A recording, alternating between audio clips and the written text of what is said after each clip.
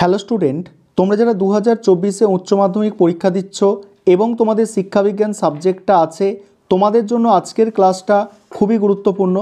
আজকের ক্লাসে তোমাদের 1 নম্বর অধ্যায় এবং 2 নম্বর অধ্যায় থেকে গুরুত্বপূর্ণ কিছু এসএকিউ এবং এমসিকিউ প্রশ্নোত্তর নিয়ে আলোচনা করব। কালকে অর্থাৎ তোমাদের 21শে ফেব্রুয়ারি শিক্ষাবিজ্ঞান সাবজেক্টের পরীক্ষা আছে। তোমরা এই প্রশ্নগুলো একবার দেখে যাও। আশা রাখি এখান থেকে 1 নম্বর এবং 2 নম্বর অধ্যায়ের কিছু প্রশ্ন অবশ্যই তোমরা পরীক্ষায় কমন পাবে। আর এখানে আমি যে প্রশ্নগুলো রেখেছি বিগত 6 থেকে 8 বছরের প্রশ্নপত্রের সমাধান এগুলো, অর্থাৎ বিগত বছরের সব প্রশ্নপত্র, তাই এখান থেকে কমন আসবে এটুকু নিশ্চিত। প্রথমে দেখো 1 নম্বর অধ্যায়ের এমসিকিউ যেগুলো করবে, দেখো প্রথম প্রশ্ন, শিখনের দ্বিতীয় স্তর কি? দ্বিতীয় স্তর হচ্ছে ধারণ বা সংরক্ষণ। 2 নম্বর প্রশ্ন, শিখনের শেষ স্তর হচ্ছে প্রত্যাভিজ্ঞা। পরের প্রশ্ন, জ্ঞাগণের শিখনের প্রথম স্তরটি হলো সংকেতমূলক শিখন। পরের প্রশ্ন দেখো, জ্ঞাগণের শিখনের শেষ স্তর হচ্ছে সমস্যা সমাধানের শিখন। পরের প্রশ্ন আছে, গেস্টাল কথার অর্থ কী? গেস্টাল কথার অর্থ হচ্ছে অবয়ব। পরের প্রশ্ন, মনোযোগের একটি অভ্যন্তরীণ উদ্দীপক কী? মনোযোগের একটি অভ্যন্তরীণ উদ্দীপক হচ্ছে মেজাজ। পরের প্রশ্ন আছে, মনোযোগের একটি বাহ্যিক উদ্দীপক বা বাহ্যিক নির্ধারক। ঠিক আছে, মনোযোগের একটি বাহ্যিক নির্ধারক হচ্ছে তীব্রতা। পরের প্রশ্ন, আগ্রহ হলো সুপ্ত মনোযোগ এবং মনোযোগ হলো ক্রিয়াশীল আগ্রহ। এ কথা বলেছেন কে? এ কথা বলেছেন ম্যাকডুগাল। তারপরের প্রশ্ন, মানসিক ক্ষমতা সংক্রান্ত দ্বি উপাদান তত্ত্বের প্রবর্তক স্পিয়ারম্যান। পরের প্রশ্ন আছে, মানসিক ক্ষমতা সংক্রান্ত দ্বি উপাদান তত্ত্বের তত্ত্বের প্রবর্তক হচ্ছেন স্পিয়ারম্যান। এই প্রশ্নটা দুবার লেখা হয়েছে আর কি। পরের প্রশ্ন আছে, জি উপাদানের প্রয়োজন হলো কেবলমাত্র শিক্ষামূলক কাজে। তারপরে প্রশ্ন আছে, মানসিক ক্ষমতা সংক্রান্ত বহু উপাদান তত্ত্ব বা দলগত উপাদান তত্ত্বের প্রবর্তককে থার্স্টন। ঠিক আছে, একটা হচ্ছে স্পিয়ারম্যান দ্বি উপাদান তত্ত্ব আর থার্স্টন হচ্ছে বহু উপাদান তত্ত্ব। পরের প্রশ্ন, থার্স্টনের বহু উপাদান তত্ত্বে বা দলগত উপাদান তত্ত্বে এম বলতে বোঝানো হয় কি? এম বলতে বোঝানো হয় স্মৃতিকে। তারপরের প্রশ্ন আছে, দ্য নেচার অফ ইন্টেলিজেন্সি বইটির রচয়িতাকে? রচয়িতা হচ্ছেন কে? থার্স্টন। পরের প্রশ্ন, বুদ্ধি হলো শেখার ক্ষমতা। এ কথা বলেছেন কে? এ কথা বলেছেন হচ্ছে প্লেটো। পরের প্রশ্ন, ক্লাসিত বুদ্ধি কথাটির প্রবক্তাকে? ক্যাটেল। সি বুদ্ধির সংজ্ঞা দিয়েছেন কে? সি বুদ্ধির সংজ্ঞা দিয়েছেন ভার্নর। এটা ছিল প্রথম অধ্যায় থেকে এমসিকিউ। এবার প্রথম অধ্যায় থেকে গুরুত্বপূর্ণ যে এসএকিউগুলো তোমাদের দেখে অবশ্যই যেতে হবে সেগুলো দেখো কি আছে। দেখো প্রথম প্রশ্ন, পরিণমনের একটি বৈশিষ্ট্য লেখো।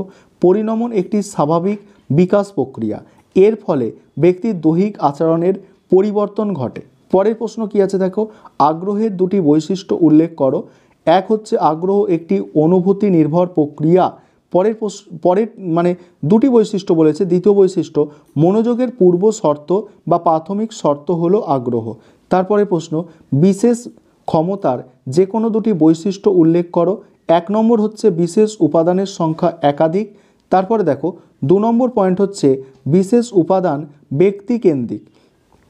তারপরের প্রশ্ন আছে, সাধারণ মানসিক ক্ষমতার সঙ্গে বিশেষ মানসিক ক্ষমতার দুটি পার্থক্য দেখাও।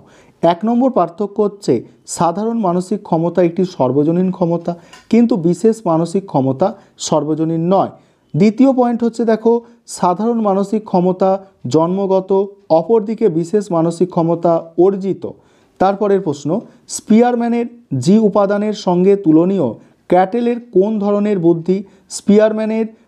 স্পিয়ারম্যানের দেখো জি উপাদানের সঙ্গে মনোবিদ ক্যাটেলের তরল বুদ্ধির তুলনা করা হয়েছে। তারপরের প্রশ্ন, স্পিয়ারম্যানের টেডার সমীকরণে আর বলতে কি বোঝানো হয়েছে? আর বলতে বোঝানো হয়েছে সহগতির সহগাঙ্ককে। তারপরের প্রশ্ন, থার্স্টনের বহু উপাদান তত্ত্বে এস বলতে কি বোঝানো হয়েছে? দেখো স্থানগত সম্বন্ধ নির্ণয়ের সামর্থ্যকে বোঝানো হয়েছে। পরের প্রশ্ন আছে, দ্বি উপাদান তত্ত্ব ও দলগত উপাদান তত্ত্বের মধ্যে পার্থক্য লেখো। খুব গুরুত্বপূর্ণ প্রশ্ন।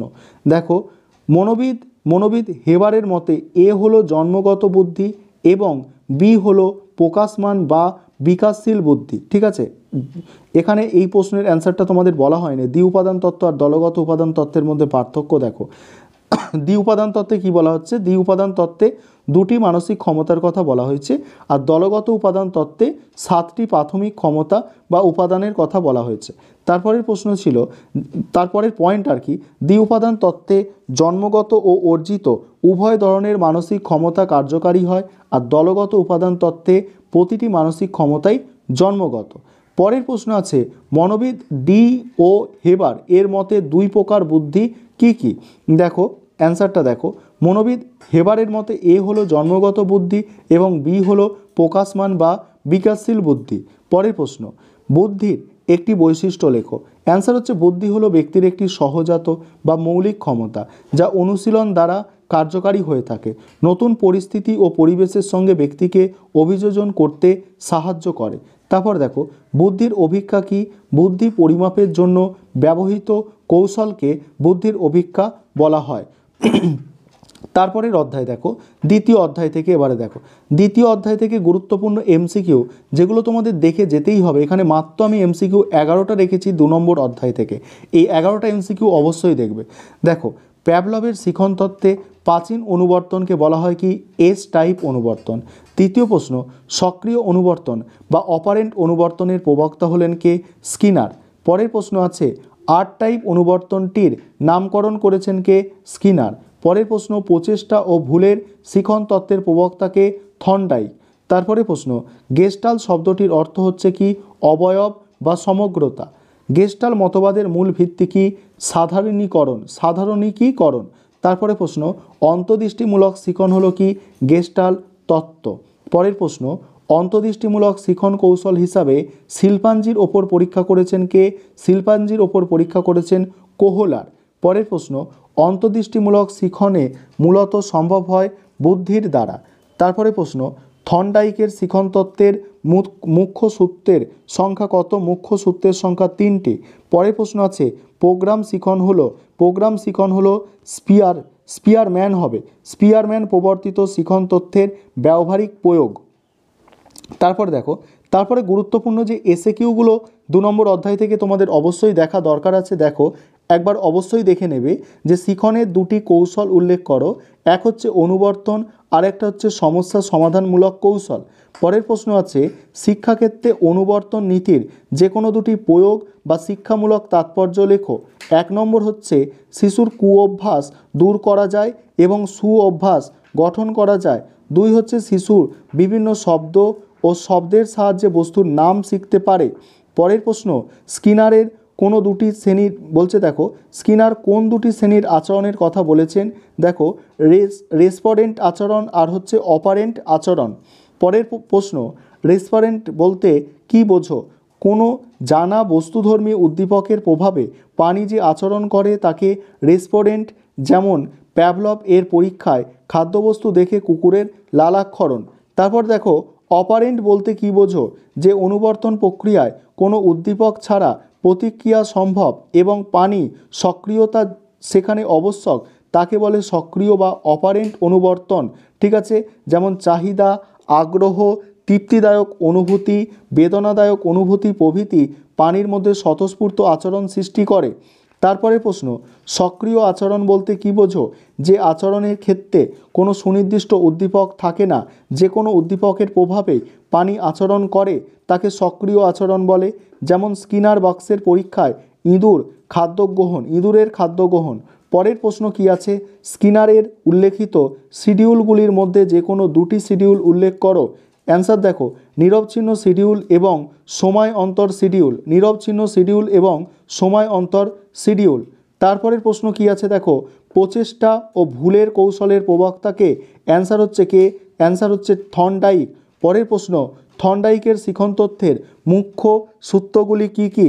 অ্যান্সার দেখো, প্রস্তুতির সূত্র, অনুশীলনের সূত্র, ফল লাভের সূত্র। পরের প্রশ্ন, থর্নডাইকের দেওয়া ফল লাভের সূত্র লেখো।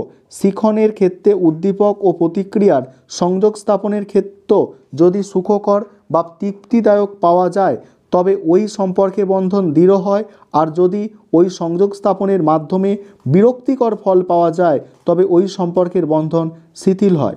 তারপরের প্রশ্ন কি বলছে, শ্রেণীকক্ষে থর্নডাইকের ফল লাভের সূত্রের একটি প্রয়োগ দেখাও। অ্যান্সার হচ্ছে, উপযুক্ত ফল লাভ ছাড়া শিখন বাধাপ্রাপ্ত হয়। তৃপ্তিদায়ক অনুভূতি শিক্ষার্থীদের শিক্ষা অর্জনে সহায়তা করে এবং তারা তুলনামূলকভাবে সহজে শিক্ষার জন্য সমর্থ হয়। সেই জন্য শ্রেণীকক্ষে এমনভাবে নিয়ন্ত্রণ করতে হবে যাতে পাঠ্যবস্তু, শিক্ষণ পদ্ধতি এবং পরিস্থিতি শিক্ষার্থীর প্রত্যাশা অনুযায়ী আনন্দদায়ক হয়। তারপরের প্রশ্ন আছে, থর্নডাইকের দেওয়া ব্যবহারের সূত্রটি লেখো। অ্যান্সারটা দেখো, থর্নডাইকের দেওয়া ব্যবহারের সূত্রে বলা হয়েছে, যখন সব কিছুই ঠিক থাকে তখন উদ্দীপক ও প্রতিক্রিয়ার সংযোগ স্থাপন করতে পারে। যদি বারবার অনুশীলন করা হয় তখন সংযোগের শক্তি বাড়বে এবং শিখন শক্তিশালী হবে। পাজল বক্স কি? থর্নডাইকের পরীক্ষার সমস্যামূলক পরিস্থিতি সৃষ্টি করার জন্য যে বিশেষ এক ধরনের যান্ত্রিক উপকরণ ব্যবহার করেন যাকে তিনি নাম দিয়েছেন পাজল বক্স। তারপরে প্রশ্ন আছে, অন্তর্দৃষ্টিমূলক শিখন বলতে কী বোঝায়? গেস্টাল মনোবিদ কোহলার, তারপরে কাফকা প্রমুখ মনোবিদ শিখন কৌশল হিসাবে অন্তর্দৃষ্টিমূলক শিখন কৌশলের কথা বলেছেন। তারা মনে করেন পানির প্রচেষ্টা ও ভুলের মাধ্যমে শেখে না, সমস্যামূলক পরিস্থিতির সামগ্রিক রূপ উপলব্ধির মাধ্যমে পানির সমস্যার সমাধান করে। এই উপলব্ধি হঠাৎ আসে, এই হঠাৎ প্রত্যক্ষণকে তারা অন্তর্দৃষ্টি বলেছেন। তারপরে দেখো, গেস্টাল মতবাদ কি? গেস্টাল একটি জার্মানি শব্দ।